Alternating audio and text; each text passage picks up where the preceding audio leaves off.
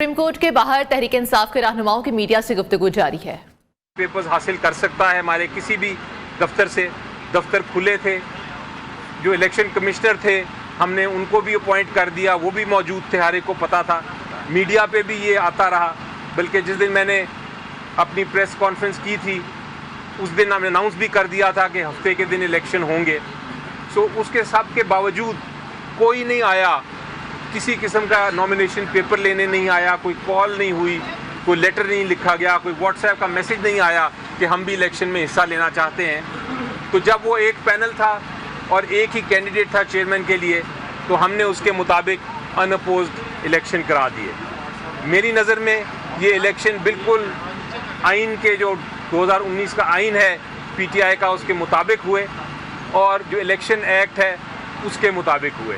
किसी किस्म का कोई गुंजाइश नहीं है कि इस इलेक्शन को चैलेंज करें। और जिस तरह मैंने कहा कि ये जो 14 पिटिशन्स आई हैं ये तो मेंबर्स भी नहीं हैं और इनों में से किसी ने भी आके ये नहीं कहा कि हम इलेक्शन में हिस्सा लेना चाहते हैं।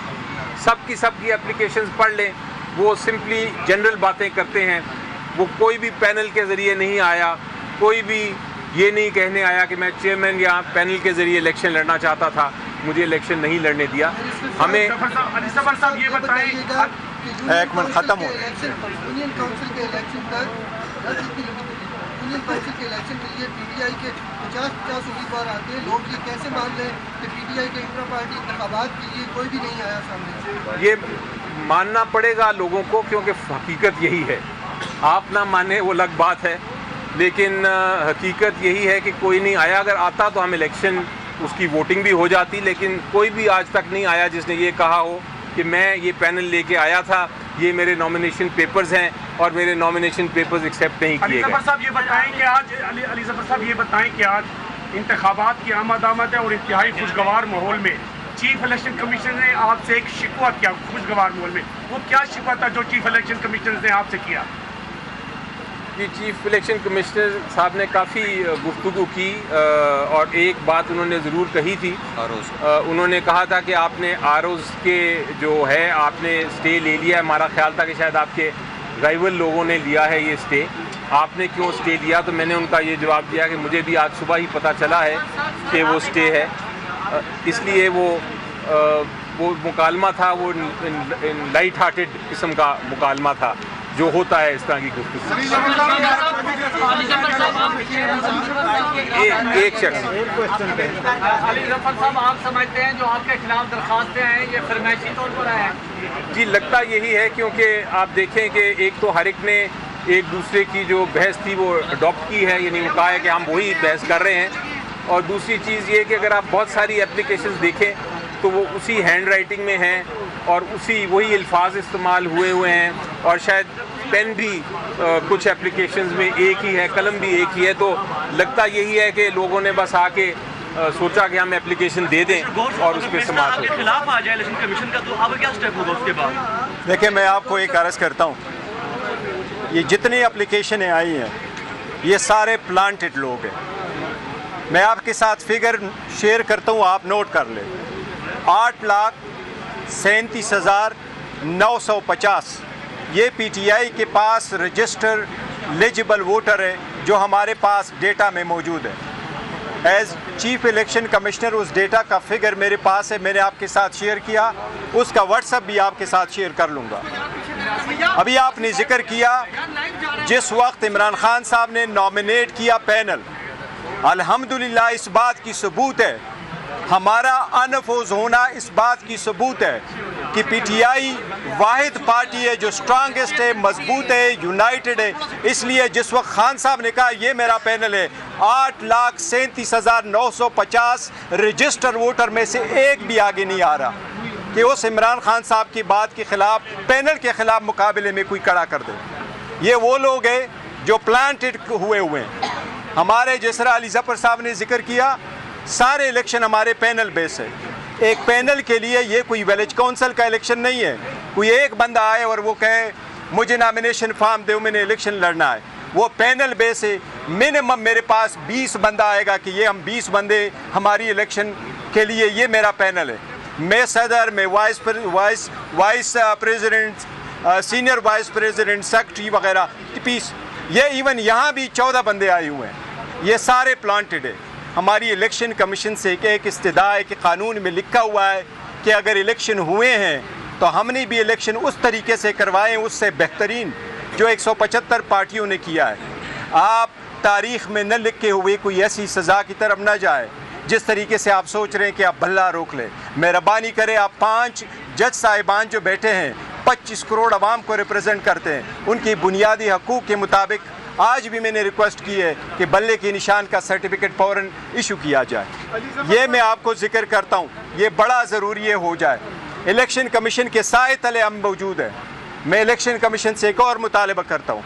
आज हमारे एक डाई हार्ड वर्कर शेर अफजल मरवत को अरेस्ट किया गया, हम शदीद मजम्मत करते हैं उसकी, उसको अरेस्ट किया गया। कोई भी आप कहते हैं कि हम लेवल प्लेइंग फील्ड देंगे, क्या आपने हमें लेवल प्लेइंग फील्ड दे दी? क्या आपने दूसरों को रैली और कन्वेंशन की इजाज़त दी हुई है? हमारे पास रैली और कन्वेंशन की इजाज़त है या नहीं है? क्या उनके पास गने थी? इसलिए ये जितना भी प्रोसेस हो रहा है इसके साथ फ्री एंड फेयर इलेक्शन बहुत ज़्यादा इफेक्ट हो जाएगा। हमारी सारे हम कंटिन्यू करेंगे, कन्वेंशन करेंगे, इंशाल्लाह हम जाएंगे और आगे बढ़ेंगे। लाहौर में आपने स्टे लिया है जिसकी वजह से DROs का जो स्टे आपको मिला है उसकी वजह से इलेक्शन प्रोसेस रुक गया है। तहरीक इंसाफ सबसे ज़्यादा इलेक्शन इस वक्त चाहती है, तो आप इसको किस नज़र से देखते हैं? मुल्क पूरे में इस वक्त इलेक्शन का प्रोसेस रोक दिया इलेक्शन कमीशन ने उस स्टे के बाद। जी देखें, नंबर 1 तो वो PTI ने फाइल नहीं किया, वो केस जो है जी पाकिस्तान तहरीक इंसाफ वो कौन सा केस की बात कर रहे हैं? देखिए, हमेशा से हमारा एक मौक़िफ़ रहा है, वो मेकअप यही है कि जब मैं समझ गया, देखिए हमारा एक मौक़िफ़ रहा है और वो मौक़िफ़ थ्रू आउट यही रहा है कि इलेक्शन कमीशन जब इलेक्शन करवाएं तो free and fair and transparent करवाए, ये आईनी ज़िम्मेदारी है। अगर उसके लिए RO और डिस्ट्रिक्ट रिटर्निंग अफसर को आप जुडिशल ऑफिसर के बजाय, सेशन जजेस और सिविल जजेस के बजाय अगर आप DC और असिस्टेंट कमिश्नरों को लगाएं, वो एग्जीक्यूटिव के ऑफिसर्स होते हैं, वो कभी आपको फ्री फेयर ट्रांसपेरेंट इलेक्शन नहीं कराते। इलेक्शन कमीशन ने उनकी अपॉइंटमेंट बड़ी दूर कर ली थी, ये इलेक्शन के पार्ट पे हैं। कभी इनको रिटर्निंग अफसरान जो है वो जुडिशरी से लगाने चाहिए थे, ना कि वो DC को लगाए। तो इसलिए ये मैं समझता हूँ ये एट्रीब्यूटेबल है टू द इलेक्शन कमीशन।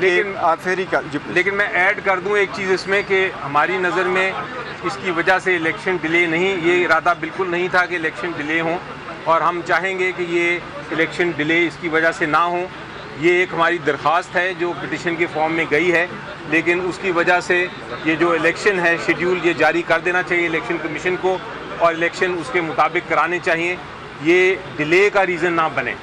जौहर साहब, जो लाहौर हाई कोर्ट वाला जो फैसला है वो दरख्वास्त PTI को उसको ऑन करती है या नहीं, ये थोड़ा सा देखिए, दरख्वास्त वहाँ सबमिट हुई है, दूसरी एप्लीकेशन भी आई, लेकिन हमारा मौके पहले दिन से, और हमने इस पर स्टेटमेंट भी दी है कि हमें डिस्ट्रिक्ट रिटर्निंग अफसरान जो DCs है और रेवेन्यू के ऑफिसर है वो हमें कबूल नहीं थे, और हमारी रिक्वेस्ट यही थी, बल्कि ये सारी पार्टियों की यहाँ मुतफ़िका तौर पर जिस वक्त कोर्ट भी बना था हम सब ने एक रिक्वेस्ट की हुई थी कि वो सरकारी बंदे ना हो, सरकार के बंदे क्या कैसे परफॉर्म करेंगे, बल्कि वो आदलिया से लिए जाएं। सिर्फ चंद ही तो लोग हैं, 266 बंदे आपने लेने थे, 266 जो है आप जुडिशरी से लेते, ये सब का मौके पर रहा है।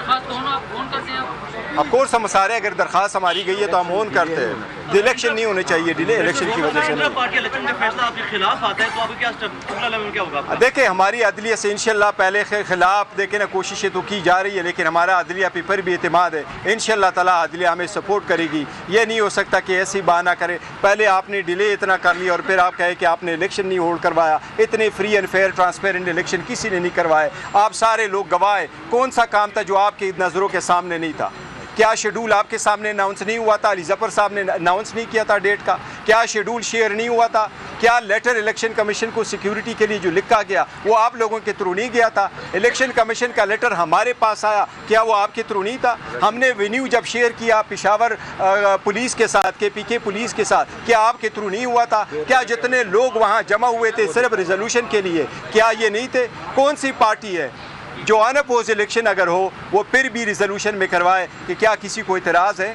हमारे रूल्स में इतना तक लिखा हुआ है कि अगर अनअपोज पैनल भी आ जाए तो वोटिंग वेन्यू पे लोगों से रिजोल्यूशन पास कराया जाए कि क्या आपको इस पर कोई इतराज़ है। मैंने पहले भी जिक्र किया था, खान साहब जब उंगली उठाते हैं अपने वर्करों के ये मेरा पैनल है, कोई अपोजिशन में नहीं आएगा, जो इस बात की दलील है कि हमारी पार्टी मजबूत है और हमारे खिलाफ प्लांटेड लोग लाए गए हैं। आपके साथ बराबरी का सलूक किया जा रहा है, लेवल प्लेइंग फील्ड है आपके लिए? हमारे लिए कोई लेवल प्लेइंग फील्ड नहीं, और हमने कभी उसको जो केयर टेकर सेटअप है, हम समझते हैं कि केयर टेकर सेटअप गुज़श्ता हुकूमत की एक एक्सटेंशन है। वैसे भी मेरा ख्याल है अगर आप इलेक्शन कमीशन के प्रोसेस रोक देने के अमल को किस नज़र से देखते हैं? एक दरख्वास्त पर पूरा प्रोसेस रोक दिया है, जबकि सुप्रीम कोर्ट के फैसले के बाद भी इलेक्शन नहीं करवाए थे।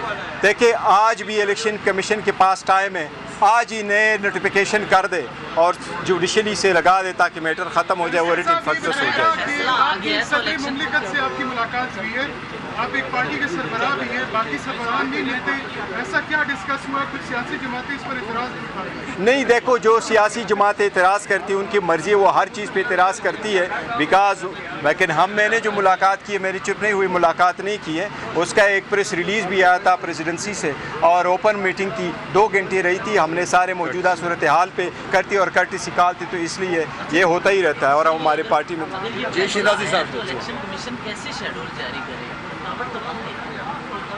कमीशन को मैं कह रहा हूँ कि कमीशन को आरओ अपॉइंट करने हैं तो डीसी के बजाय इनके पास लिस्टें पड़ी हैं, इवन पुरानी भी लिस्टें पड़ी है, जुडिशरी से आज ही अपॉइंट करे। अगर इनका दिल है कि इलेक्शन डिले ना हो तो ये कर सकते हैं, अगर कोई बहाना ढूंढना है तो वो एक अलग बात है। बहुत शुक्रिया जी, थैंक यू।